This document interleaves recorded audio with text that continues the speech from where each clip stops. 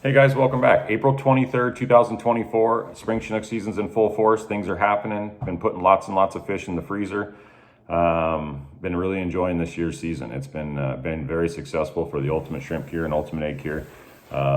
Today we're doing Kokanee. I've had a ton of questions come in regards to how and what we do to implement our shrimp cures for Kokanee, and you can bet that absolutely these things work extremely well for Kokanee fishing. Now we cure shoepeg corn, we cure cocktail shrimp, we cure prawn chunks that we then cut down to be smaller pieces, as well as a couple other things. I'm going to go over one of the things today that I do that's different, that I don't think anybody that I know of knows, maybe except for some immediate close friends. But it's something that I've implemented over the years that I found to be a game changer on Kokanee. So stick around. I'll be sharing that towards the end of the video here. It'll be a short video. And if you haven't yet subscribed to this YouTube channel, I have lots and lots up the sleeve to share over the coming months and coming years. Moving on, okay? Shoepeg corn. These were cured up in January, okay? I think the early parts of January, preparing them for the Kokanee fishing upcoming year, or through this year. So here's what they look like, okay? Shoepeg corn, all right? Just white shoepeg corn.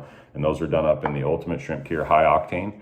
Adding a few bait scents that I'll be going over here shortly. So how do we cure them, okay?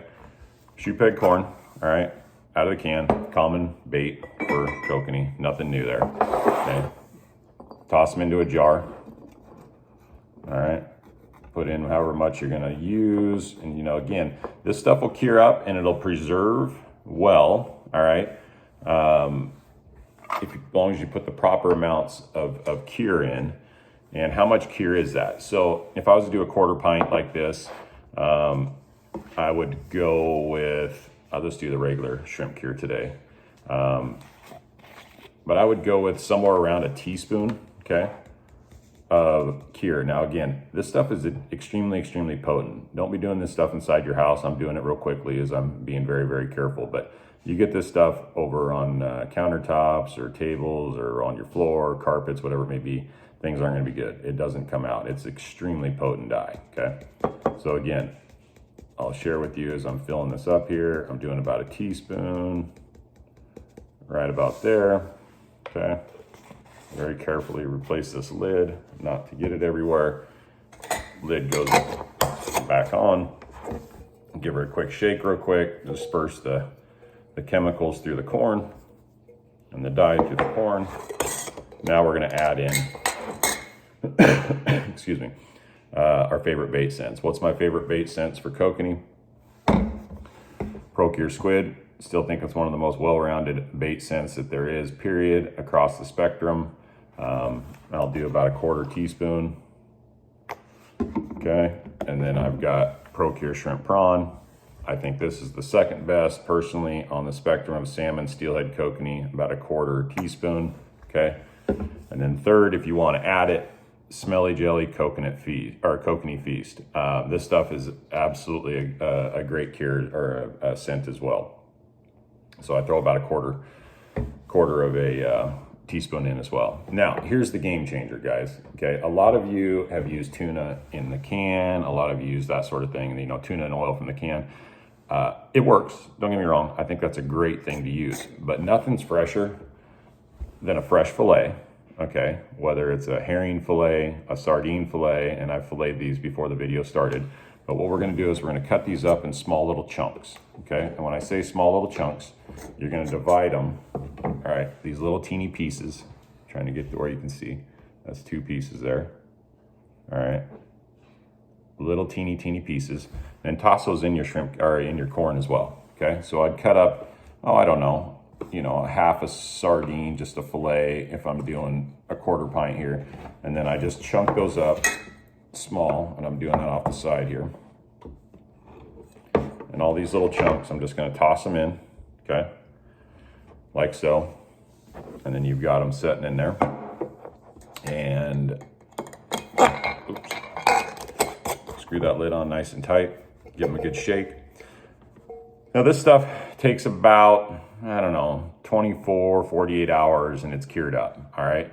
I do like to put them in the fridge to cure them. I put them in and I'll shake them once in the morning, once in the evening, and then you'll notice that they'll kind of disperse a lot of the waters and stuff out of the corn, then they'll pull it all back in, and it's sucked all the juices and scents and bite stimulants and all those sort of things back in. Those little sardine chunks or herring chunks or whatever you choose to use as a little teeny bait fish, those are the two that I've used most successfully. You can tip those on your hook. Now, I want to share with you one of the little offerings that I use, okay? I have a Kokanee, tournament Kokanee rod Lamiglas makes. It's the CGR 72 or 7621, I believe it is, and 7'6" rod, glass rod, super spongy. Absolutely love this little rod. But what I wanted to share today is you know, a lot of people get hung up in the bait side of things, which I think is super, super important, obviously. But the next most important thing is flashers and wobblers. Now, this is a little bit different. This is something that, I don't know, it was several years ago. My daughter and I decided to sit down and tape up some flashers. This was something that she had taped up, okay? Both sides, take a look. And I'm telling you, this thing catches 5 to 1 over any other wobbler, flasher type offering in my boat. One thing in common with this is, as we look at it, okay, it's got some nice looking prism tapes and stuff. She did a great job making it look fancy. It looks cool. This is an all silver Alvin wobbler, okay? They make chrome, they make brass, they make gold, copper, all sorts of colors. This is silver, okay? There's something to be said about silver and how silver flashes in the water spectrum, in the water column, versus chrome and those other colors, and it absolutely attracts the kokanee. I run about a foot leader off the back of it, okay? Because I really want this to dance. And one thing I run is a size 12 little spin glow. And color-wise, I like to get some color on there. I like to put different colors, you know, chartreuses and pinks and oranges and stuff. And then I run a small little size, I think it's a size 6, little gummy, pink gummy, and then a teeny little size 6 and 8 trebles, depending on the size of the kokanee you're fishing for. But I tie those super close in unison, and then I'll tip one piece of corn on the treble and then one piece of corn on the single, or sometimes I'll stuff one of those little teeny sardine chunks on here. Those absolutely can be game changers out there when you're trolling around. More importantly, when you're putting them in that recipe, they are adding good, clean, fresh smells. And for whatever reason, these kokanee, they're carnivorous. I mean, it's an interesting thing because we all think they eat shrimp and plankton and all those smallest things, but they're absolutely a carnivorous little fish. I've never made sense of why they are, but they definitely are just that. Number 2, okay, I don't have any cocktail shrimp here today at the house, but what I do have is I have these prawn chunks, and these are what are also called steelhead candy. These were cured up back in January as well. Pop the lid off, they smell absolutely gorgeous. But I want you to take a look at those. Super vibrant, bright pink. And all these are, okay, and we're gonna cut these down when we fish these. We would cut these down to little teeny small chunks like so, okay? And we would tip the hook with a little piece like so, all right? And those are absolutely deadly. And what those are is I pulled some aside, okay? Raw shrimp. These are not cooked, but raw shrimp, 26 to 30 count, easy peel. The shell is on them when you buy them. They're frozen. Get them at Safeway, Fred Meyer's, whatever you choose to go to. But once you thaw them out, okay, it's super simple. You're just going to peel the shell off of them, okay, like so. Pull the tail shell off, and you got the meat sitting here, okay. And you're going to cut them up, small chunk pieces, like so. 1, 2, 3, 4, 5. You can get a bunch of chunks in there. I'll do a couple of them just for quick purposes of seeing how we're doing this, okay? 1, 2, 3, 4, 5, 6. And again, you may be cutting these a tidbit smaller when you get out on the water and when you're tipping your hook. Sometimes these kokanee like super small offerings, and there's nothing wrong with that. Back to what we do, okay? We're just gonna put in about the same amount. Teaspoon down in there, like so, okay?